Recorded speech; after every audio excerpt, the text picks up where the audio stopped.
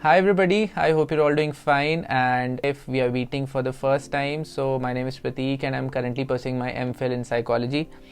So there was this very interesting topic that I thought we should talk about, which is a question that we always have in our mind.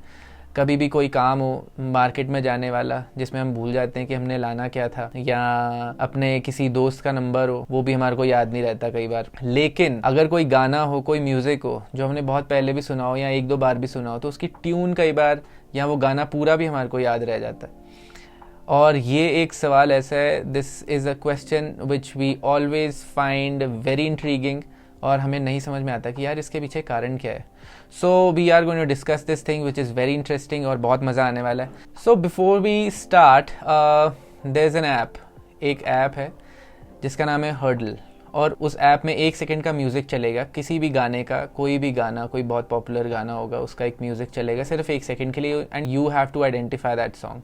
और अगर वो 1 second में आप ना कर पाएँ तो फिर वो 1 सेकंड और एक्सटेंड करता है। एंड ये एंगेजिंग है इसलिए भी क्योंकि म्यूज़िकल मेमोरीज इतनी डीप डाउन एम्बेडेड होती हैं हमारे अंदर कि उनको गेस करने में ज़्यादा टाइम नहीं लगता। लेकिन सवाल वही है कि अगर म्यूज़िकल मेमोरीज हमारी इतनी अच्छी तरीके से हमारे अंदर हैं कि हमें इतना एफर्ट नहीं लगता उनको रिकॉल करने में, तो बाकी सारी इन्फॉर्मेशन के साथ प्रॉब्लम क्या है? ब्रेन तो वही है, फंक्शनिंग वही है, लेकिन सिर्फ गाने के साथ, म्यूज़िक के साथ ऐसी कौन सी मेमोरीज जुड़ती हैं जो और इन्फॉर्मेशन के साथ नहीं हो पाता। तो उसको आज हम स्टडी करेंगे। उससे पहले एक छोटा सा concept called as the auditory imagery.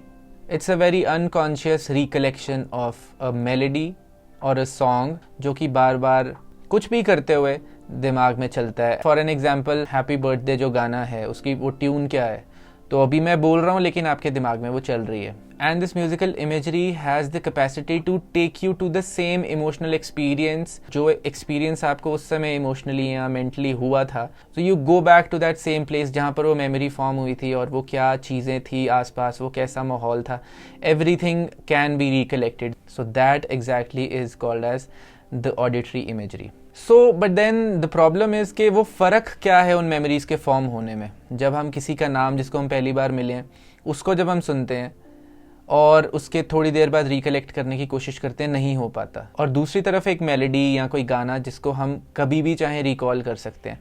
तो मतलब इनकोड जो मेमोरी हमारी होती है वो प्रोसेस में क्या फ़र्क है, वो क्यों इतनी स्ट्रॉन्ग है म्यूज़िक को लेकर, एंड अगर कोई और इन्फॉर्मेशन हो तो वो उतनी स्ट्रॉन्ग क्यों नहीं है। उसका एक बेसिक कारण ये है कि जब भी आप किसी म्यूज़िक को सुनते हैं, so there are certain situations when you are listening to that music.